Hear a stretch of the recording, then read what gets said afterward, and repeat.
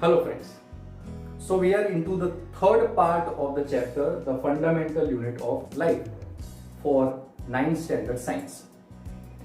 Well, yesterday we have discussed very well the three major regions of the cell. That is the plasma membrane, the centralmost region, that is the nucleus, and the region between the nucleus and the plasma membrane, that is the cytoplasm. Now today we will go into the basic of the plasma membrane. Actually what this plasma membrane is and how it works. Fine.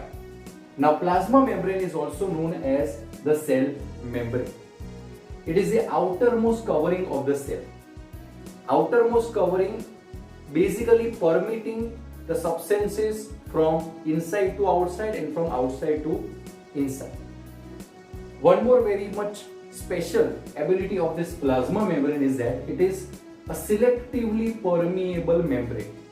If I divide this phrase, selectively permeable, so it means that it will be allowing only the selective substances to go from inside to outside or from outside to inside. Not all the materials will pass. Only the selective substances it will be allowing it to pass on. So therefore it is said to be a selectively permeable membrane. Now one of the very major questions in relation to the plasma membrane, that is how the movement of the substances takes place into the cell. We have seen that yes, it is a selectively permeable membrane, but how the transfer of the substances they take place. So here we have two basic kinds of the substances, that is the gaseous substances and the liquid substances. First we will talk about the gaseous substances.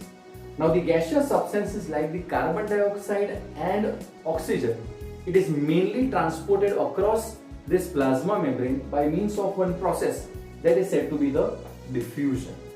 So what is this diffusion? It is a spontaneous. Spontaneous means something which is occurring on its own. So that is a spontaneous movement of the substances from a region of higher concentration. Higher concentration means the place where more amount of such substances are there. So therefore it is said to be the higher concentration to a region of lower concentration. So that is said to be the diffusion.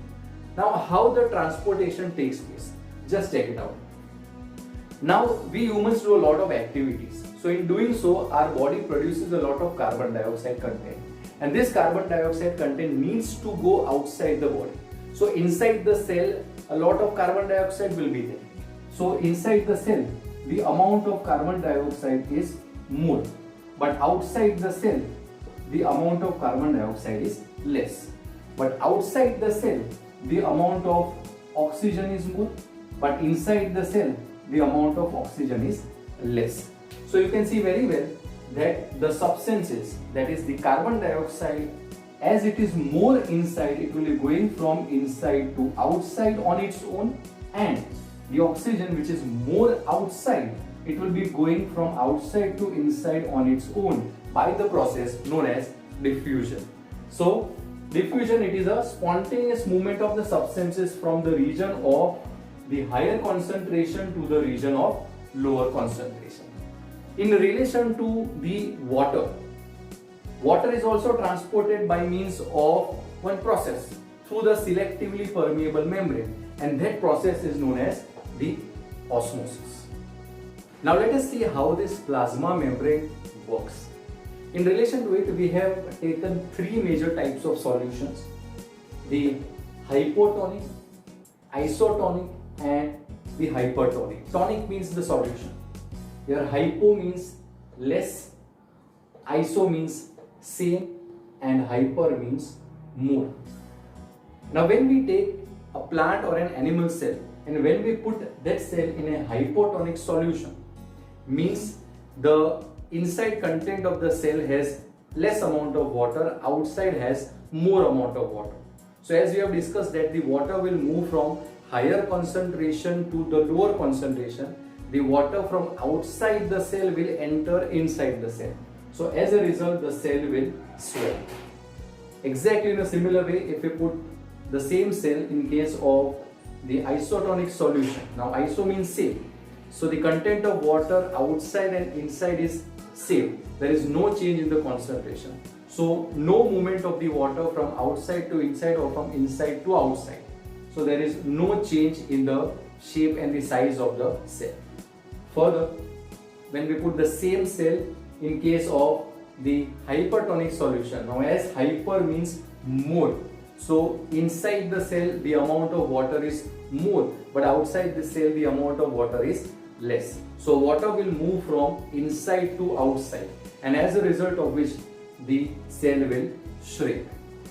Few more uses of the plasma membrane. It has the property of the absorption of water by means of plants. So the plants, they easily absorb water with the help of this plasma membrane. Furthermore, it is highly flexible and it is made up of the lipids and proteins. Lipids means the fats. So it is made up of the lipids and proteins, and because of this flexibility, it is able to engulf food. Engulf means to eat food. So it is able to eat food by means of one very special process known as, I have broken the word, that is endocytosis. Endo means to take the food inside. Cyto means the cell, and the cis means the process. So therefore it is said to be the endocytosis that specifically occurs in case of the